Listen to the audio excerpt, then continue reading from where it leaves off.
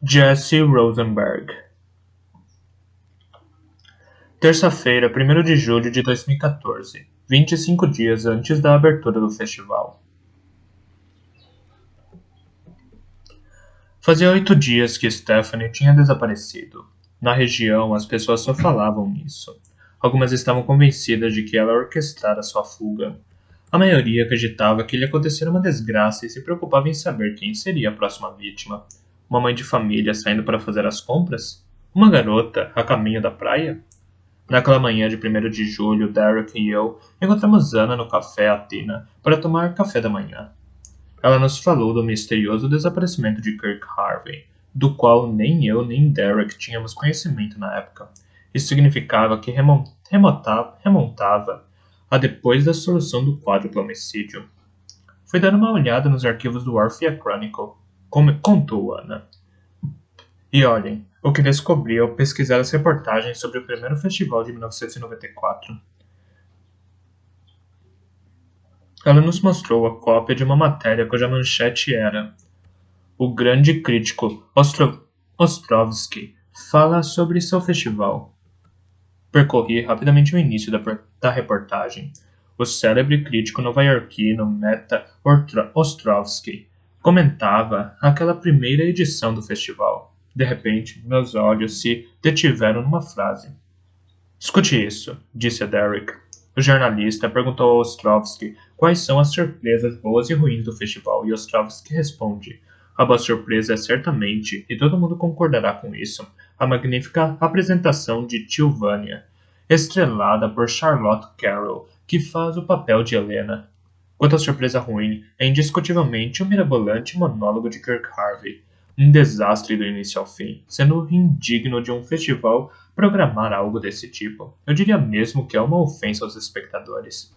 Ele disse Kirk Harvey? Repetiu Derek, incrédulo. Sim. Sim, ele disse Kirk Harvey, confirmou Anna, orgulhosa de sua descoberta. Que maluquice é essa? Perguntei, espantado. O chefe de polícia de Orphea estava participando do festival? Como se não bastasse, Harvey foi interrogado sobre o quádruplo homicídio de 1994, acrescentou Derek. Logo, estava ligado ao crime e ao festival? Seria esta a razão pela qual Stephanie queria encontrá-lo? Indaguei. Precisamos encontrá-lo de qualquer maneira. Um homem podia nos ajudar na busca por Kirk Harvey. Lewis Urban, o policial que Anna substituíra em Orphea. Ele fizera toda a sua carreira na polícia de Orphea e certamente tinha convivido com Harvey. Anna, Derek e eu decidimos lhe fazer uma visita. Quando chegamos, ele estava cuidando de um canteiro de flores em frente à sua casa. Ao deparar com Anna, seu semblante se iluminou com um simpático sorriso. Anna, que prazer, disse ele. Você é a primeira dos nossos colegas a vir me visitar e ter notícias minhas. É uma visita com certos interesses, confessou Anna de cara. Esses senhores que me acompanham são da Polícia Estadual. Gostaríamos de falar com você sobre Kirk Harvey. Acomodados na cozinha, ele insistiu em nos servir um café. Lewis Urban declarou não fazer a mínima ideia do paradeiro de Kirk Harvey. Será que ele morreu? Perguntou Anna. Não faço ideia. Duvido. Que idade teria hoje? Em torno de 55 anos? Quer dizer que ele desapareceu em outubro de 1994, ou seja, logo depois da resolução do caso do assassinato do prefeito Gordon e de sua família, é isso? Continuou Anna. Sim. De um dia para o outro. Deixou uma estranha carta de demissão. Nunca soubemos o porquê disso. Houve uma investigação? Perguntou Anna. Para falar a verdade, não. Respondeu Louis. Um pouco envergonhado, o nariz encostado na xícara de café. Como assim? Ana sobressaltou-se. O chefe de polícia larga tudo e ninguém procura saber nenhum detalhe sobre isso? A verdade é que todo mundo detestava, respondeu Urban. Quando desapareceu, o chefe Harvey já não estava mais no comando da polícia. Era seu assistente, Ron Gulliver, quem mandava e desmandava em tudo. Os policiais da delegacia não queriam mais lidar com ele. Odiavam o homem. Nós o chamávamos de chefe sem tropa. Chefe sem tropa? Ana parecia surpresa. Isso mesmo. Todo mundo desprezava Harvey. Então por que ele foi nomeado chefe de polícia? Interveio Derek. Porque no começo nós o adorávamos. Era um homem carismático e muito inteligente. Um bom comandante ainda por cima. Fanático por teatro. Sabe o que ele fazia em seu tempo livre? Escrevia peças de teatro. Passava os dias de folga em Nova York e assistia todas as peças em cartaz por lá. Chegou inclusive a montar uma que fez um pequeno sucesso com a trupe estudantil da Universidade de Albany. Falaram dele no jornal e tudo mais. Ele arranjou uma namorada linda, uma estudante que fazia parte da trupe. Em suma, era o cara. Tínhamos tudo. Tinha tudo. Tudo. Então o que aconteceu? Indagou Derek. Seu momento de glória durou pouco mais de um ano, explicou Lewis Urban.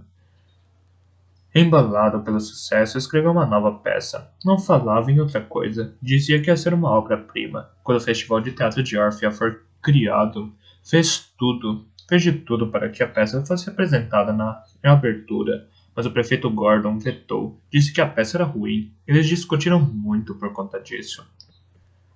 Mas, mesmo assim, a peça foi apresentada no festival, não foi?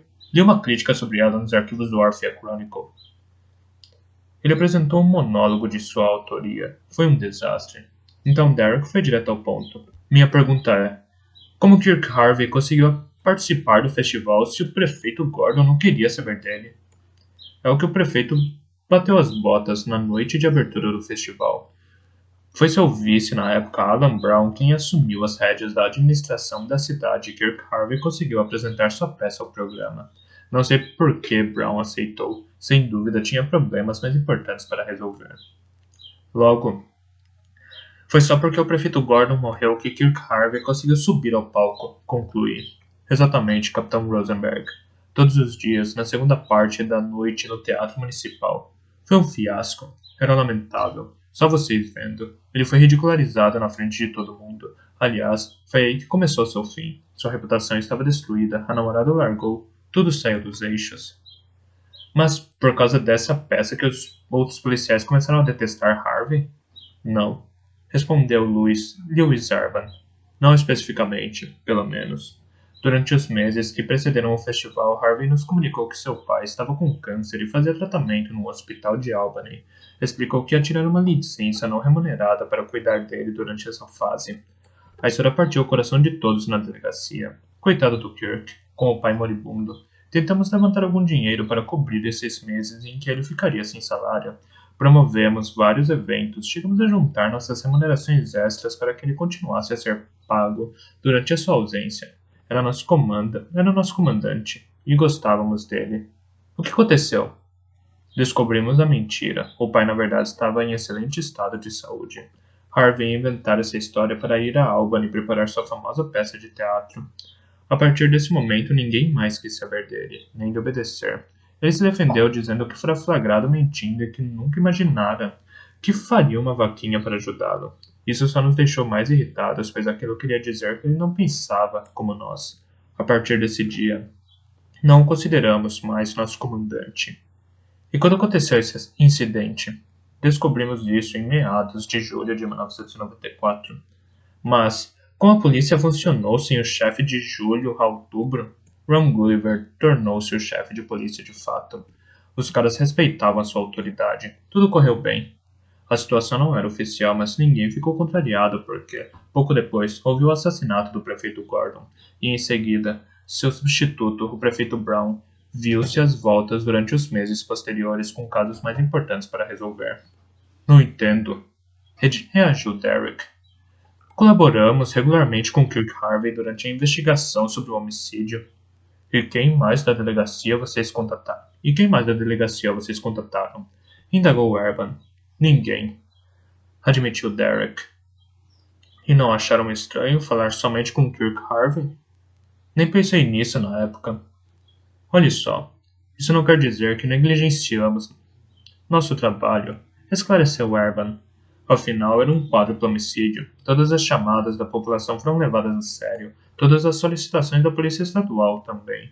Mas, fora isso, Harvey realizou a própria investigação sozinho. Ficou completamente obcecado pelo caso. Então havia um dossiê? É claro. compilado por Harvey. Deve estar guardado na sala de arquivos. Não tem nada lá, disse Ana. Só uma caixa vazia. Talvez no escritório do subsolo, sugeriu Erban.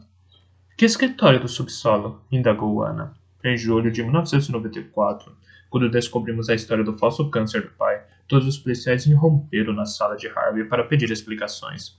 Aproveitando que ele não estava lá, começamos a fuçar e constatamos que ele passava mais tempo trabalhando em sua peça de teatro do que em suas funções de policial. Havia manuscritos, roteiros. Decidimos fazer uma faxina. Colocamos na trituradora de papel tudo que não dizia respeito às suas funções de chefe de polícia.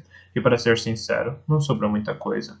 Em seguida, desconectamos seu computador, pegamos sua cadeira e sua mesa e mudamos tudo para uma sala do subsolo. Uma espécie de almoxarifado, em meio a uma desordem descomunal, sem janela nem ar fresco.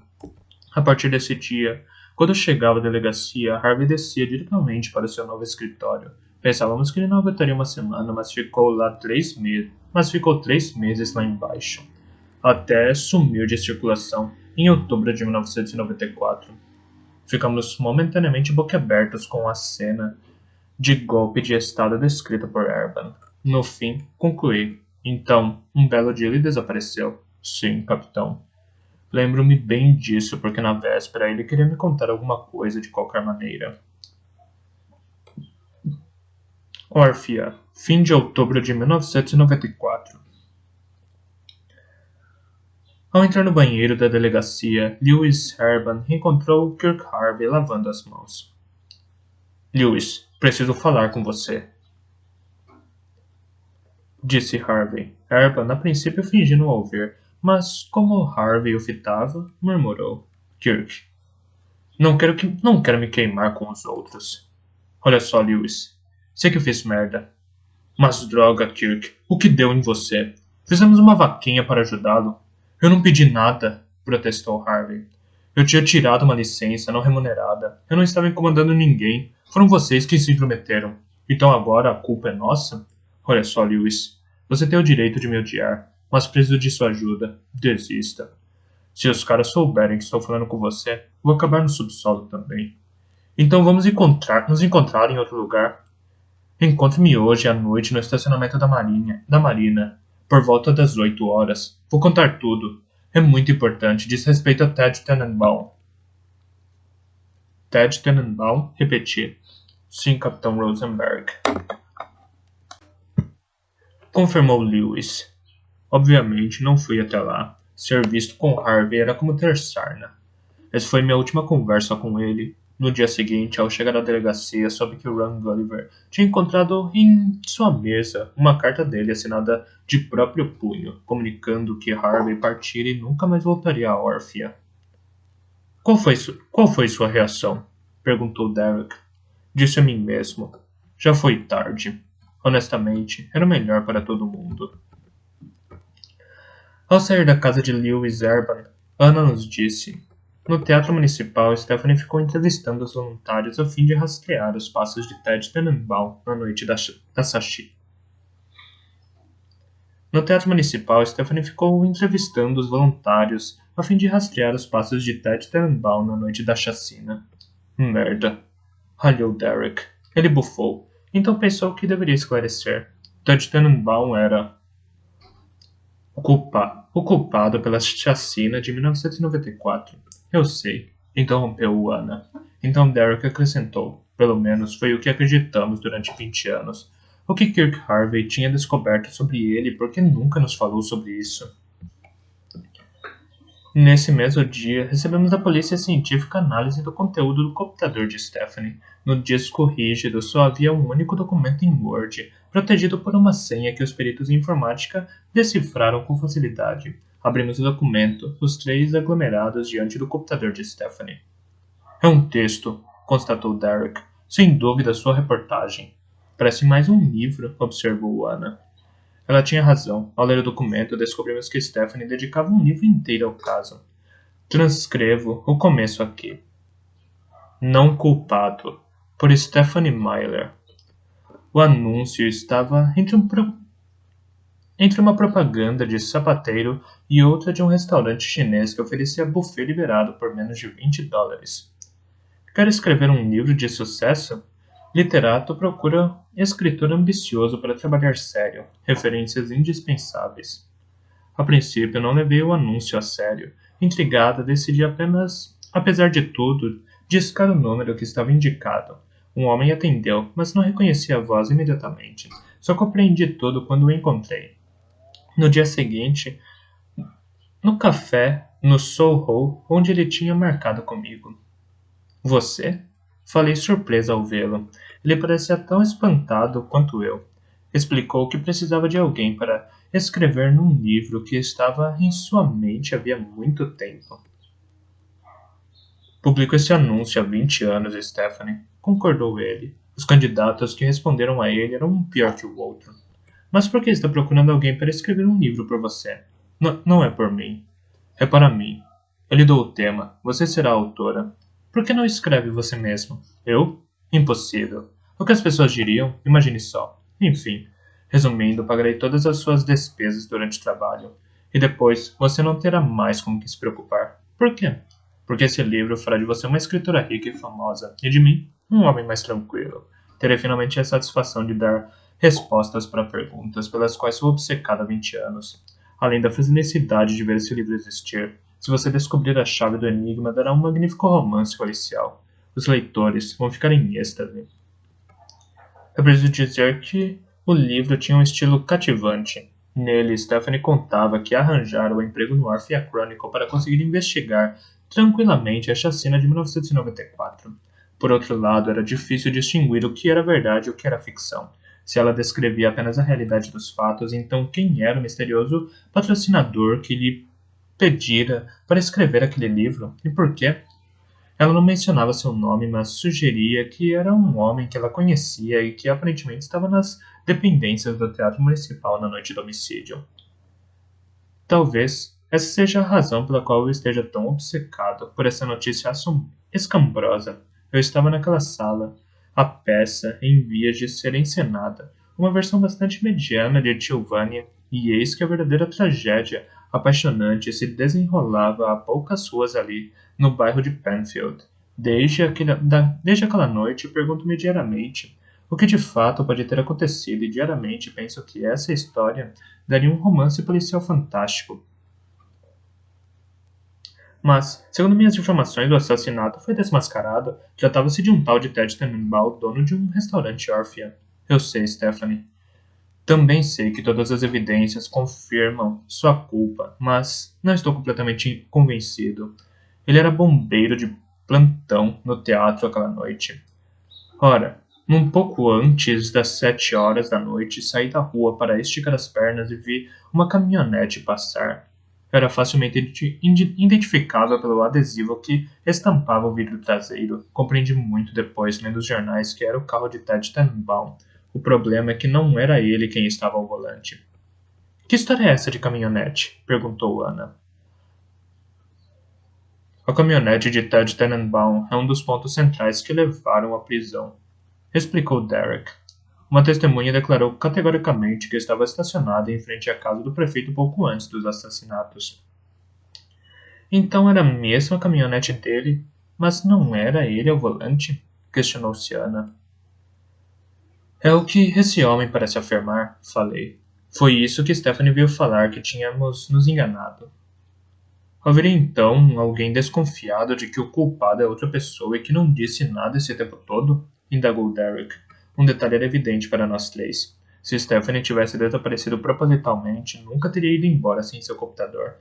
Infelizmente, nossa convicção se revelaria correta na manhã seguinte, quarta-feira, 2 de julho, quando uma ornitóloga amadora que passeava às margens dos lagos dos cervos notou algo flutuando ao longe em meio às ninféias e aos juncos. Intrigada, pegou o binóculo. Precisou de vários minutos para compreender. Era um cadáver.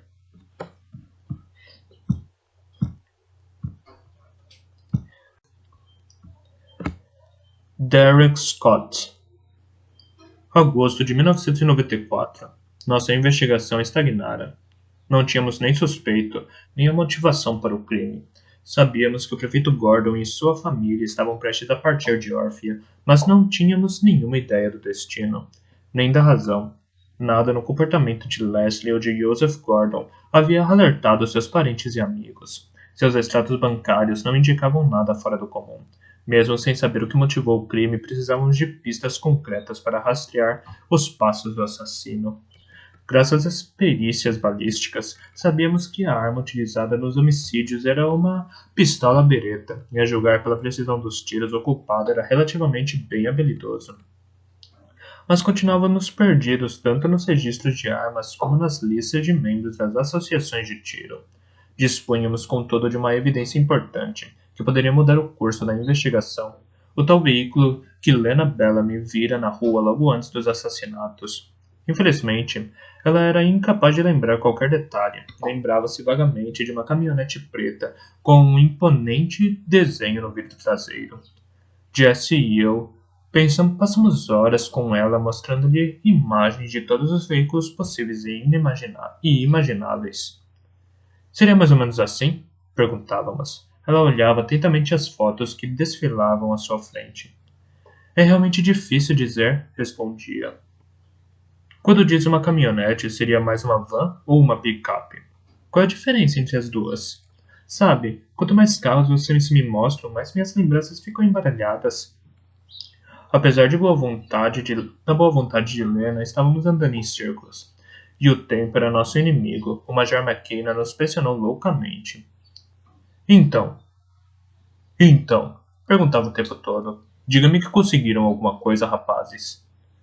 Nada, Major. É um verdadeiro quebra-cabeça.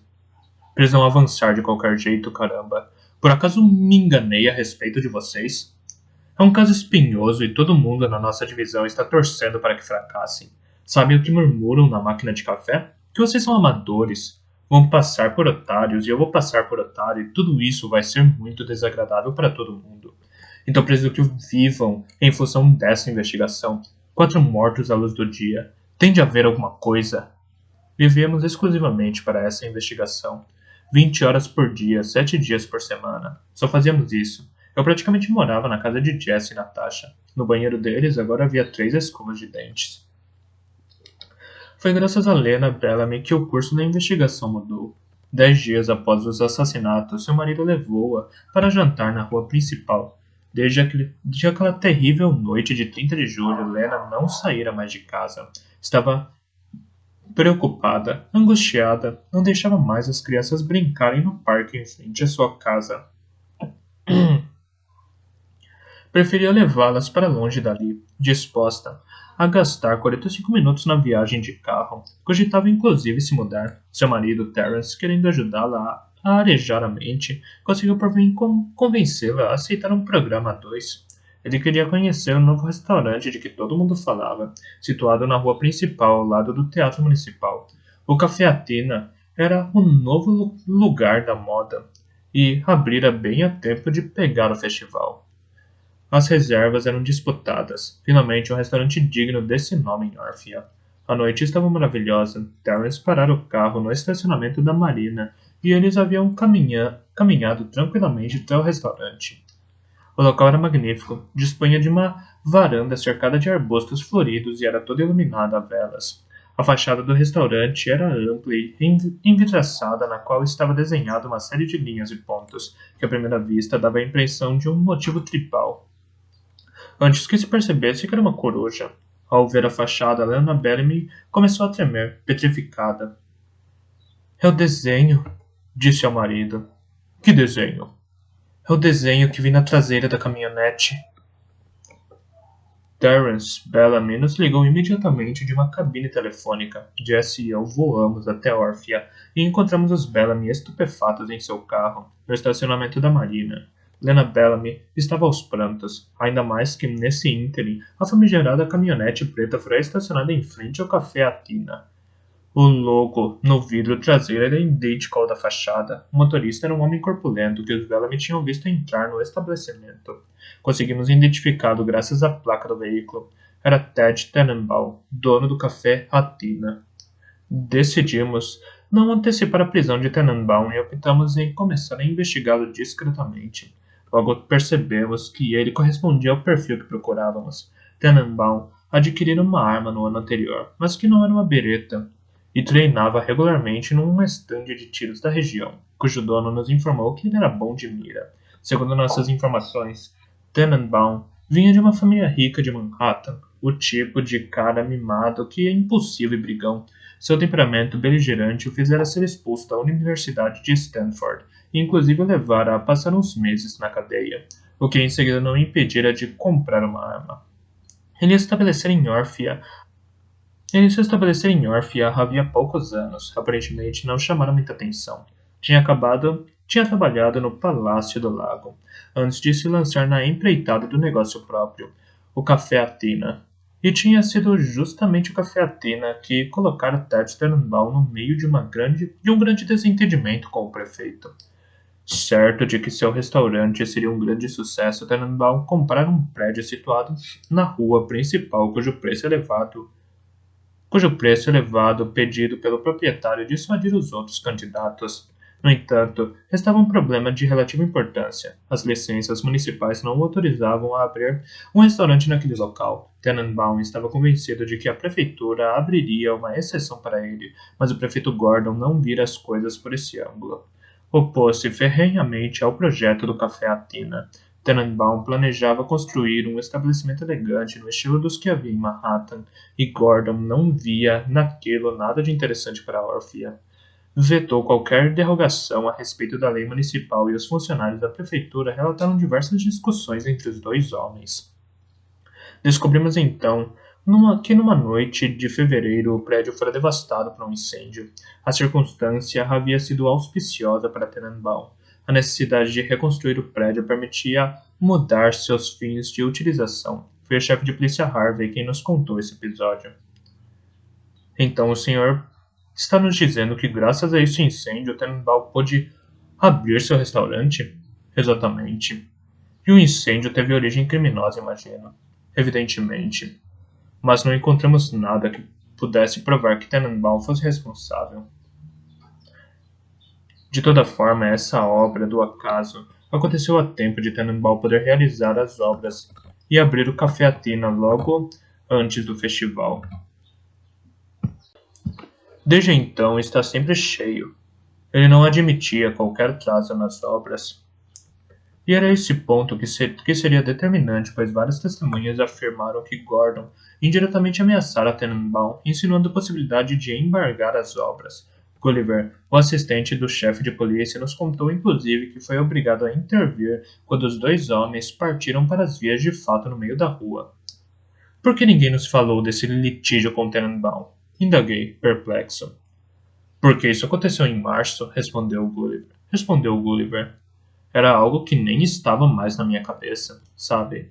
Na política, os ânimos se exaltam com facilidade. Tenho milhares de histórias iguais a essa. Precisa ver as sessões do Conselho Municipal. Os caras se estranham o tempo todo. Isso não quer dizer que eu vou acabar atirando no outro. No entanto, para Jesse e para mim, isso era mais do que o suficiente. Tínhamos algo concreto. Tenenbaum tinha uma motivação para matar o prefeito. Era um atirador experiente e sua caminhonete fora identificada por uma testemunha.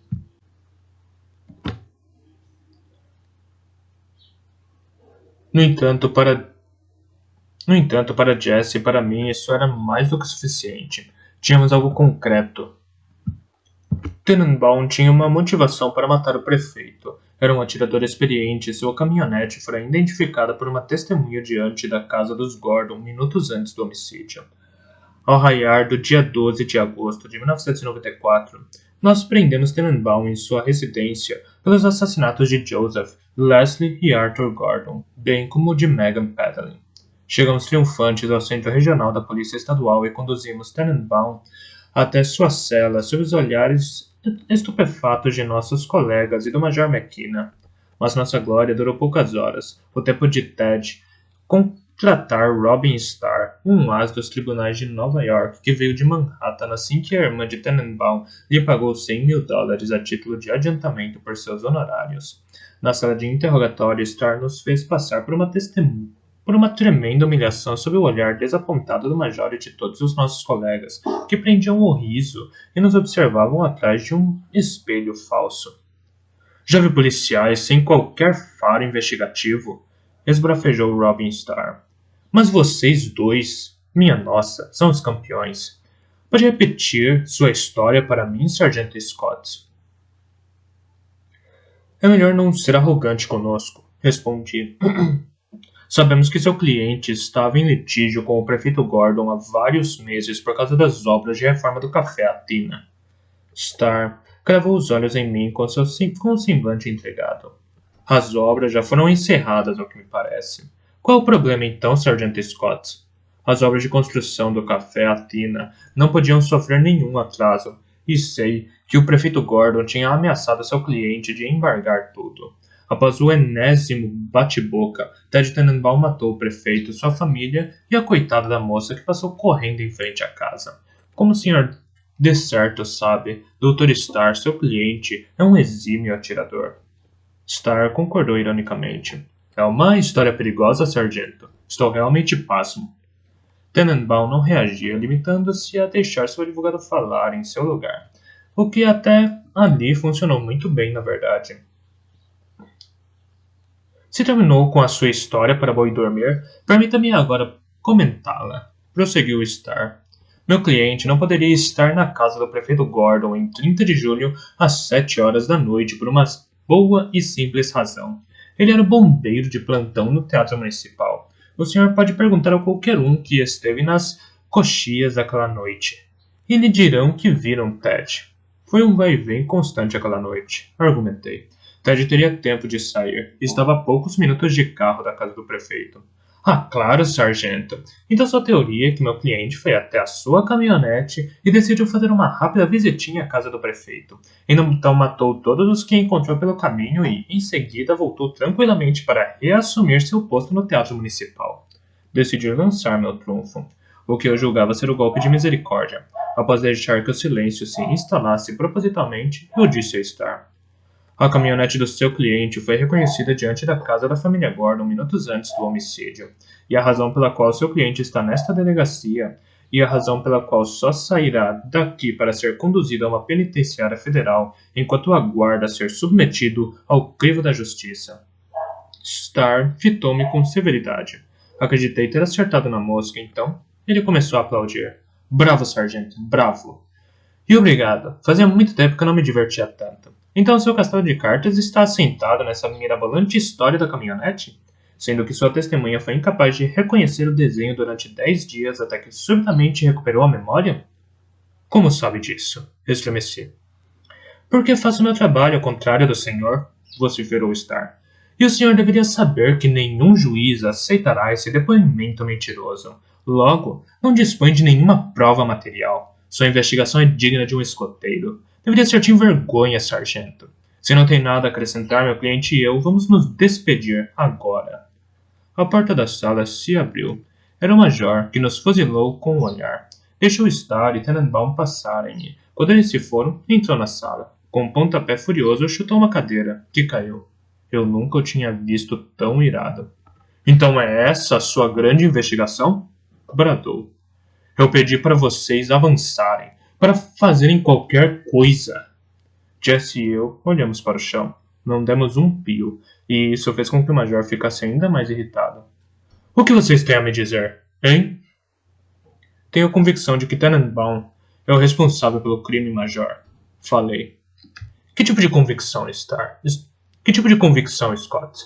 Uma convicção policial que o deixará sem comer e dormir até encerrar esse caso? Sim, major. Então vão em frente. Caiam fora daqui vocês dois e mergulhem de vez nessa investigação.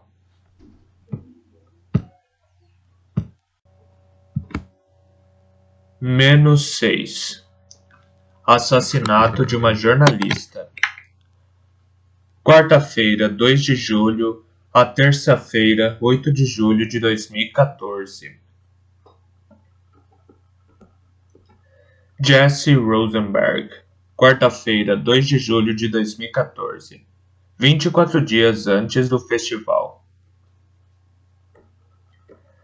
Na rodovia 17, uma frota de veículos de resgate, caminhões dos bombeiros, ambulâncias e dezenas de viaturas policiais vindos de toda a região bloqueavam o acesso ao Lago dos Cervos. O tráfego fora desviado pela polícia rodoviária e faixas haviam sido colocadas nos pastos circundantes de um trecho de floresta a outro, atrás das quais agentes montavam guarda, impedindo a passagem dos curiosos e jornalistas que chegavam. A poucas dezenas de metros dali, no sopé de uma ligeira encosta em meio à grama alta e a arbustos de mirtilo, Anna, Derek e eu, bem como o chefe de polícia Gulliver e alguns policiais, contemplávamos em silêncio o cenário de contos de fada de uma vasta extensão de água coberta por planícies aquáticas. Bem no meio do lago, uma mancha colorida podia por claramente percebida em meio à investigação. Um amontoado de carne branca. Um cadáver estava preso nas ninféias. Era impossível dizer à distância se era Stephanie. Estávamos à espera dos mergulhadores da polícia estadual. Enquanto isso, observávamos, impotentes e calados, o espelho d'água. Na outra margem, policiais haviam chafurdado no lodo quando tentaram se aproximar.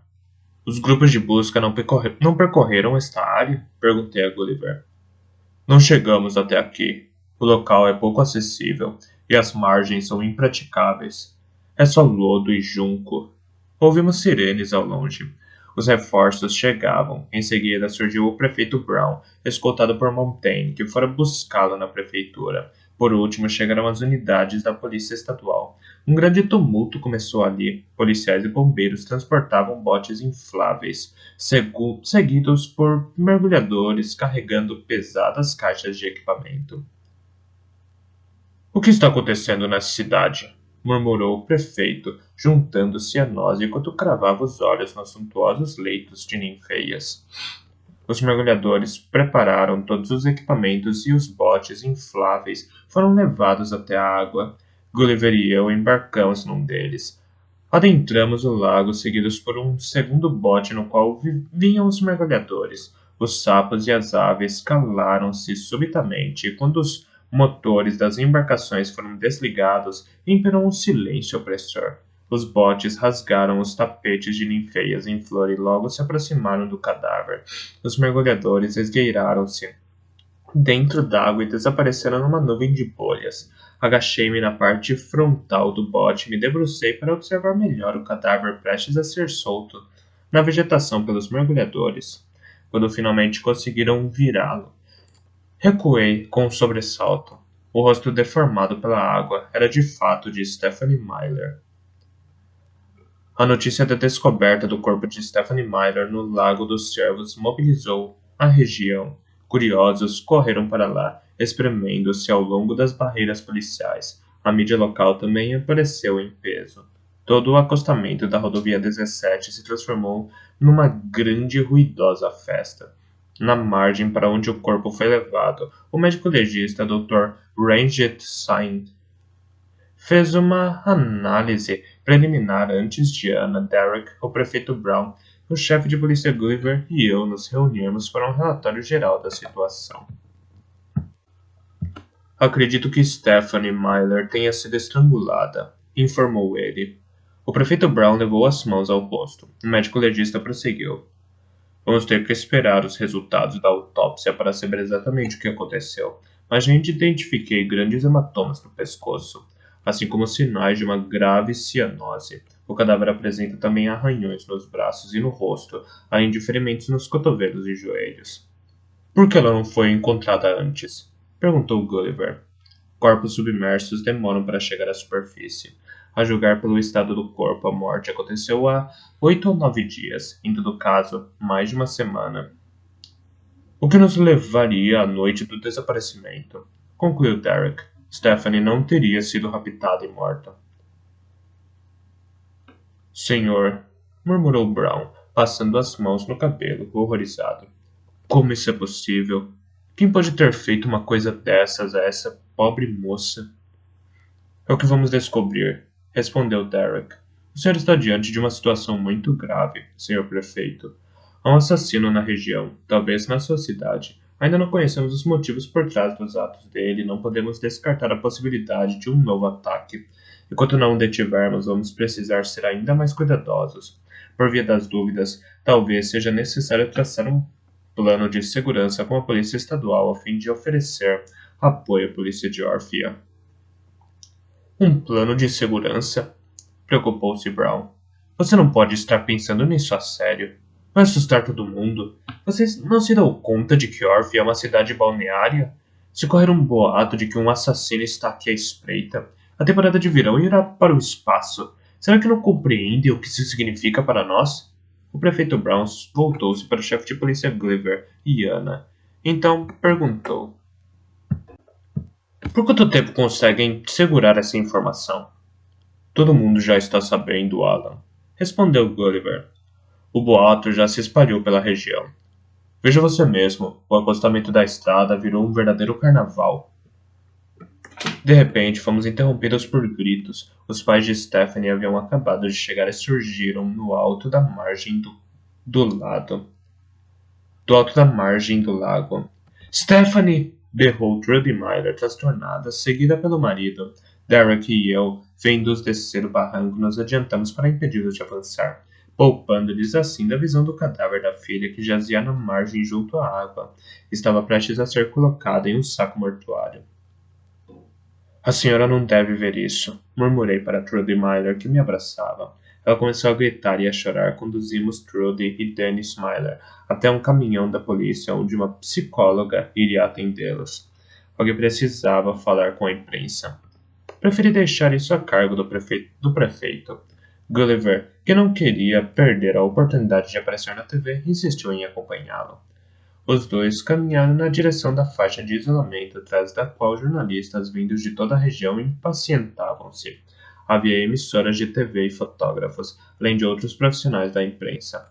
Quando o prefeito Brown e Gulliver se aproximaram, uma chuva de microfones e lentes avançou em sua direção. Com uma voz que se destacava da de seus colegas, Michael Bird fez a primeira pergunta. Stephanie Myler foi assassinada? Pairou um silêncio sepulcral. Temos de esperar o andamento da investigação, respondeu o prefeito Brown. Sem conclusões precipitadas, por favor. Um comunicado oficial será remetido no devido tempo. Mas o cadáver encontrado no lago era mesmo de Stephanie Myler? Perguntou Michael. Não posso falar mais a respeito. Todos nós vimos os pais dela chegarem, Sr. Prefeito, insistiu Michael. Parece de fato tratar-se de Stephanie Myler. Brown foi obrigado a concordar, acuado. Os pais ainda não fizeram a identificação formal do corpo. Em seguida, o prefeito foi atacado por um enxame de perguntas vindas de todos os outros jornalistas presentes. A voz de Michael mais uma vez se sobressaiu.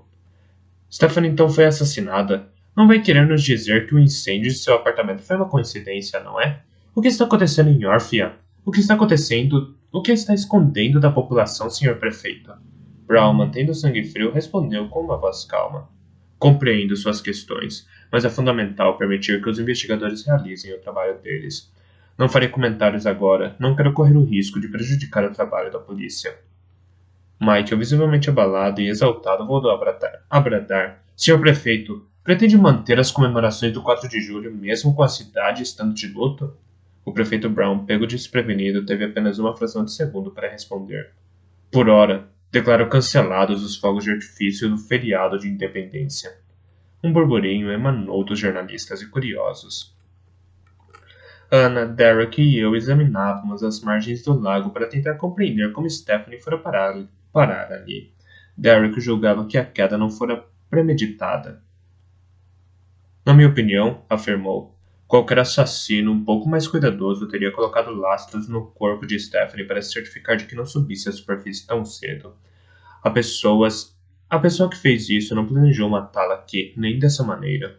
A maioria das margens do Lago dos Cervos era inacessível a pé, e era isso que fazia dele um paraíso ornitológico, pois eram cobertas por um juncal, vasto e denso que se erguia feito uma muralha. Nessa verdadeira floresta virgem, dezenas de espécies de aves faziam ninho e viviam sossegadas. Outra parte do entorno do lago era limítrofe de uma densa floresta de pinheiros que seguia ao longo de toda a rodovia 17 até o mar. Pareceu-nos a princípio que o acesso à peça era possível pela ribanceira pela qual havíamos chegado. Contudo, observando abertamente a topografia do local, notamos que o capinzal perto da floresta apresentava sinais de ter sido esmagado recentemente. Alcançamos com muita dificuldade essa área. O solo era instável e pantanoso. Descobrimos então um lugar plano saindo da floresta, onde a lama fora remexida. Impossível afirmar com certeza, mas parecia haver pegadas. Aconteceu alguma coisa aqui, afirmou Derek. Mas duvido que Stephanie tenha tomado o mesmo caminho que a gente. É muito mais íngreme. Na minha opinião, o único jeito de alcançar essa margem é atravessando a floresta? Sugeriu Ana. Exatamente. Acompanhados por alguns policiais de Orphea, realizamos uma busca minuciosa no trecho da floresta. Descobrimos galhos quebrados e sinais de que alguém havia passado por ali. Preso num arbusto, havia um pedaço de pano. Pode ser um pedaço da camiseta de Stephanie, que Stephanie usava na segunda-feira. Falei a Ana e Derek, recolhendo o tecido com luvas de látex. Quando vi o corpo de Stephanie na água, só havia um calçado nele, no pé direito. Encontramos o esquerdo na floresta, preso num cepo.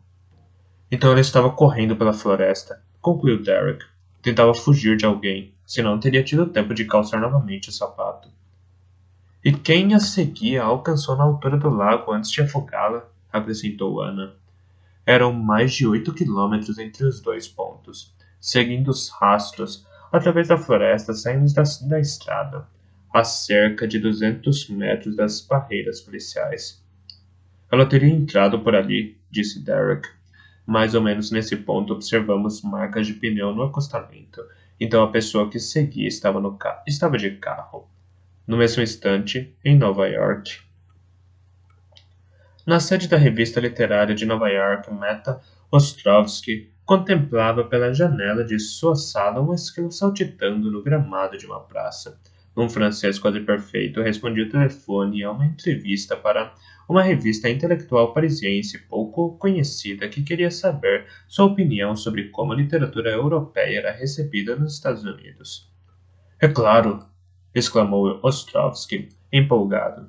Se hoje sou um dos críticos mais proeminentes do mundo, é porque sou intransigente há 30 anos. A disciplina de uma mente inflexível. Eis o meu segredo. Sobretudo, nunca amar. Amar é ser fraco. No entanto, rebateu a jornalista do outro lado da linha, as más línguas dizem que os críticos literários são escritores frustrados. Tolice, querida. Respondeu Ostrovsky, rindo. Eu jamais, repito, jamais conheci um crítico que sonhasse escrever. Os críticos estão acima disso. Escrever uma arte menor. Escrever juntar palavras em seguida formam frases. Até um macaco adestrado pode fazer isso. Qual é o papel do crítico, então? Instruir o que é a verdade. Permitir que a massa veja o que é bom e o que não presta. Sabe, só uma ínfima parte da população consegue identificar por si mesma o que é de fato bom. Infelizmente, como hoje todo mundo quer dar uma opinião em tudo, com autênticas imbecilidades sendo alçadas às nuvens, nós, críticos, acabamos sendo obrigados a colocar um pouco de ordem no circo. Somos a polícia da verdade intelectual. É isso. Terminada a entrevista, Ostrovsky ficou pensativo. Como falara bem? Como era interessante! E a analogia dos macacos escritores. Que ideia brilhante! Resumira em poucas palavras a decadência da humanidade. Que orgulho ter um pensamento tão rápido e uma mente tão magnífica. Uma secretária, cansada, abriu a porta da sala, em completa desordem, sem bater. Bata antes de entrar, caramba! Urrou Ostrovsky. Aqui é o escritório de um homem importante. Detestava aquela mulher. Desconfiava que fosse depressiva. Correspondência do dia, comentou ela, sem dar sinais de ter ouvido o que ele dissera. Colocou uma carta sobre uma pilha de livros que esperavam para serem lidos. Uma única carta? Só isso? Perguntou Ostrovsky, decepcionado. Só, respondeu ela, fechando a porta da sala ao sair. Era uma pena aquela correspondência tão mirrada. Em sua época, no The New York Times, recebia sacos cheios de cartas inflamadas dos leitores que não perdiam nenhuma de suas críticas ou crônicas. Mas isso fora antes. Os belos dias de outrora, aqueles de sua onipotência, uma época passada, hoje em dia não lhe escreviam mais. Não era reconhecido na rua, nos teatros e cinemas, a fila de espectadores não se agitava quando o via passar. Os autores não ficavam mais mofando na calçada diante de seu prédio para entregar seus livros, e nos domingos não corriam para ler o caderno literário, esperando encontrar uma resenha. Quantas carreiras ele não construíra com o brilho de suas críticas, quantos nomes não destruíra com suas frases fatais, tinha conduzido ao Olímpio, tinha pisoteado, mas isso fora antes. Hoje em dia não o temiam como naqueles tempos. Suas críticas só eram reputação, mas era lida numa escala bem menor.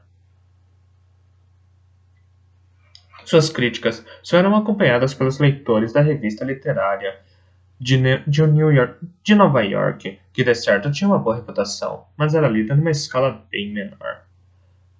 Quando acordou naquela manhã, Ostrovsky teve um pressentimento. Alguma coisa importante estava para acontecer, e isso daria um novo ritmo à sua carreira. Compreendeu então o que era a carta. Aquela carta era importante. Seu instinto nunca o enganava. Ele sabia se um livro era bom ou não apenas pela sensação que tinha ao tocá-lo. Mas o que aquela carta poderia conter? Não queria se precipitar. Porque uma carta e não um telefonema? Refletiu muito sobre o assunto. E se fosse um produtor querendo fazer um filme sobre sua vida? Após observar mais um pouco com o coração acelerado, o envelope mágico, ele o rasgou com todo cuidado e retirou dele uma folha de papel. Seus olhos foram diretos para o remetente, Alan Brown, prefeito de Orphe. Caro Sr. Ostrovsky, é com grande satisfação que eu convido para o 21º Festival de Teatro de Orphe, no estado de Nova York. Sua reputação como crítico é incontestável e sua presença no festival este ano seria uma imensa honra para nós. Há 20 anos o senhor nos brindou com sua magnífica presença na primeira edição do festival. Seria uma alegria extraordinária podermos celebrar com o senhor. Evidentemente, todas as despesas de sua viagem seriam por nossa conta e o senhor ficaria muito bem hospedado. A carta terminava com as habituais expressões de deferência. Em anexo, um programa de festival, bem como o folheto do escritório de turismo da cidade. Que decepção, aquela carta ridícula.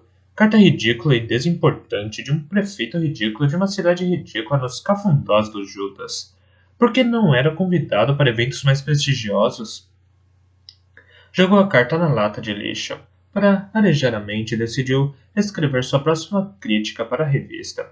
Como era de costume, pegou a última lista dos livros mais vendidos em Nova York, percorreu-a com o dedo até o que figurava em primeiro lugar e escreveu um texto fatal sobre aquele romance deplorável que ele nem tinha lido. Foi interrompido por um som vindo do computador que anunciava que um e-mail tinha chegado. Ostrovsky ergueu os olhos para a tela. Era de Steven Bergdorf, editor da revista. Perguntou-se o que Bergdorf podia querer com ele. Tentara ligar mais cedo, mas ele estava ocupado com sua entrevista. Ostrovsky clicou na mensagem. Meta, como se dignou a atender o telefone? Escrevo para lhe dizer que está demitido da revista literária de Nova York. Steven Bergdorf. Ostrovsky pulou da cadeira e se precipitou para fora do escritório. Atravessou o corredor e abriu bruscamente a porta do seu editor, que se encontrava sentado à sua mesa. Como pode fazer isso comigo? Berrou. Puxa, Ostrovsky, disse Bergdorf, tranquilo. Há 2 dias tento falar com você. Como ousa me despedir, Steven? Perdeu a cabeça? A cidade de Nova York irá crucificá-lo. A multidão furiosa o arrastará através de Manhattan até a Times Square e lá o enforcarão num poste. Está me ouvindo? E eu não poderei fazer nada por você. Direi a eles, parem, deixem esse pobre homem. Ele não tinha ideia do que estava fazendo. E eles me responderão, loucos de raiva. Só a morte pode vingar a afronta feita ao grande Ostrovsky. Bergdorf fitou o crítico com um semblante ressabiado. Está me ameaçando de morte, Ostrovsky? De modo algum. Pelo contrário. Estou salvando sua vida enquanto ainda posso. O povo de Nova York ama Ostrovsky. Ora, meu caro, pare com essa palhaçada. Os nova-iorquinos não dão a mínima para você. Eles nem sabem mais quem é você. Você está completamente ultrapassado. Foi o crítico mais temido dos últimos 30 anos. Justamente. É hora de mudar. Os leitores me adoram. Sou uma versão melhorada de Deus. Interrompeu o editor. Conheço o seu slogan, Ostrovsky. Você está ultrapassado. Siga em frente. É hora de dar espaço à nova geração. Sinto muito. Os atores se cagam só de saber que eu estava na plateia. Sim, mas isso era antes, na época do telégrafo e dos dirigíveis. Ostrovsky se segurou para não esbofetear, não queria se rebaixar, virou-se sem se despedir, algo que considerava a maior das ofensas. Voltou para o próprio escritório, pediu para a secretária trazer uma caixa de papelão, colocou ali suas lembranças mais preciosas e foi embora. Nunca havia sido tão humilhado na vida. O burburinho corria solto em Orphea, entre a descoberta do cadáver de Stephanie e o anúncio do cancelamento dos fogos de artifício do 4 de julho. A população estava empolvorosa. Enquanto Derek e eu continuávamos a investigação nas margens do Lago dos Cervos, Ana foi chamada como reforço à prefeitura, onde uma manifestação acabara de começar. Diante do prédio municipal, um grupo de manifestantes, todos comerciantes da cidade, havia se reunido para exigir que os fogos de artifício fossem mantidos. Agitavam cartazes queixando-se da situação. Se não houver o espetáculo dos fogos na sexta-noite, estou disposto a desistir de tudo, protestou um baixinho careca que tinha um quiosque de comida mexicana. É a noite em que mais lucro em toda a temporada. Eu gastei uma fortuna para alugar um espaço na marina e contratar o pessoal, explicou o outro. Será que a prefeitura vai me reembolsar se os fogos forem cancelados? O que aconteceu com a senhorita Myler é horrível, mas qual a conexão entre o que aconteceu e o feriado? Todo ano milhares de pessoas vêm à marina para assistir aos fogos, chegam cedo, aproveitam para dar uma volta nas lojas da rua principal, depois comem no restaurante da cidade. Se não houver espetáculo, as pessoas não virão. A manifestação estava sendo tranquila. Ana decidiu juntar-se ao prefeito Brown em sua sala do segundo andar. Encontrou-o de pé diante da janela. Ele a cumprimentou enquanto observava as pessoas lá fora. As alegrias da política, Ana. Com o assassinato criando esse alvoroço na cidade, se eu mantiver as comemorações, vão dizer que não tenho coração. E se cancelar, sou o irresponsável que levará os comerciantes à falência. Houve um momento de silêncio. Ana tentou confortá-lo um pouco. Aqui as pessoas gostam muito de você, Alan. Infelizmente, Ana, eu corro o grande risco de não ser reeleito em setembro. Orphea não é mais a mesma cidade e os moradores pedem mudança. Preciso de um café. Aceita um café? Com prazer. Ana achou que o prefeito pediria 2 cafés a seu assistente, mas ele a arrastou até o final do corredor, onde havia uma máquina de bebidas. Inseriu uma moeda na máquina. Um líquido escuro caiu num copinho de papel. Alan Brown impressionava. Tinha um olhar intenso, parecia um ator. Vestia-se com esmero e seus cabelos grisalhos estavam sempre impecavelmente penteados. Assim que o primeiro café ficou pronto, ele ofereceu a Ana. Depois repetiu a operação para pegar o seu. E se eu não fosse reeleito? Disse Ana após molhar os lábios no café repugnante. Seria tão grave assim? Ana, sabe o que mais me agradou na primeira vez que vi você na marina no último verão? Não. Nós compartilhamos ideias fortes, as mesmas ambições para nossa sociedade. Você poderia ter feito uma bela carreira como policial em Nova York.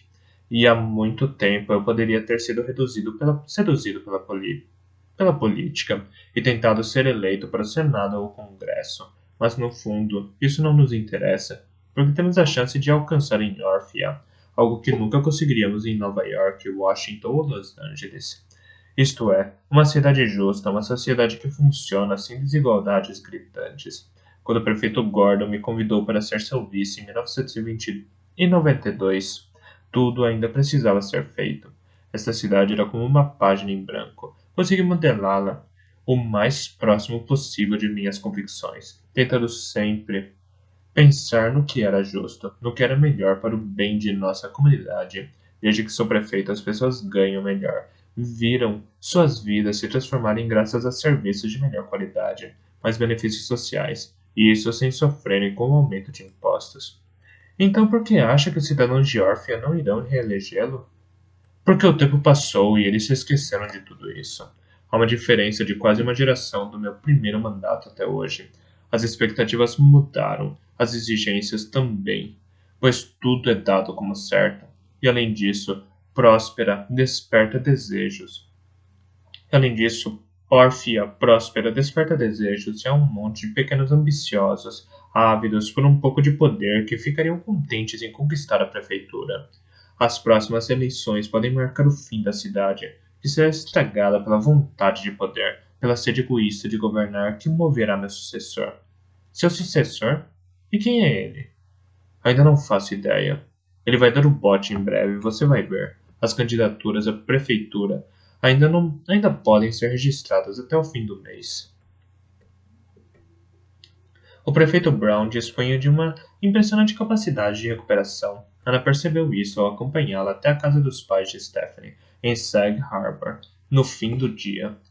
Em frente à casa dos Myler, protegida por uma faixa de isolamento da polícia, a atmosfera estava eletrizante. Uma multidão aglomerava-se na rua. Alguns eram curiosos, atraídos pela agitação. Outros queriam demonstrar apoio à família. Muitos empunhavam uma vela. Um altar havia sido improvisado junto a um poste em torno do qual eram empilhadas flores, mensagens e bichos de pelúcia. Alguns cantavam, outros rezavam, outros tiravam fotos. Havia também muitos jornalistas vindos de toda a região, e parte da calçada fora invadida pelas vans das emissoras de TV locais. Assim que o prefeito Brown apareceu, os jornalistas correram até ele, a fim de questioná-lo acerca do cancelamento dos fogos do 4 de julho. Ana queria afastá-los para permitir que Brown seguisse seu trajeto sem ter de responder, mas ele a deteve. Queria falar com a imprensa. O homem, momentos antes acuado em sua sala, agora estava cheio de brio e seguro de si. Estou ciente das preocupações dos comerciantes de nossa cidade. Compreendo-os perfeitamente e sei que o cancelamento das festividades de 4 de julho pode pôr em risco uma economia local já frágil. Portanto, após consultar meu gabinete, decidi manter o espetáculo de fogos de artifício e dedicá-los à memória de Stephanie Myler. Contente com o efeito obtido, o prefeito não respondeu às perguntas e seguiu adiante. Aquela noite, após ter deixado Brown em casa, Ana parou o carro no estacionamento da marina de frente para o mar. Eram 8 horas da noite. Pelos vidros abertos, o calor delicioso da noite entrava no veículo. Não queria ficar sozinha em casa, e muito menos sair para jantar sem companhia. Telefonou para sua amiga Lauren, mas ela estava em Nova York. Não entendo, Ana. Não entendo, Ana. Quando jantamos juntas, você sempre vai embora na primeira oportunidade que tem, e quando estou em Nova York, me convida para jantar? Ana não estava de bom humor para discutir. Desligou e foi até uma lanchonete da Marina comprar alguma comida para a viagem. Dirigiu-se então à sua sala da delegacia e jantou contemplando o quadro da investigação. De repente, ao bater os olhos no nome Kirk Harvey, voltou a pensar no que Lewis Urban dissera no dia anterior a respeito da mudança forçada do ex-chefe de polícia para o subsolo.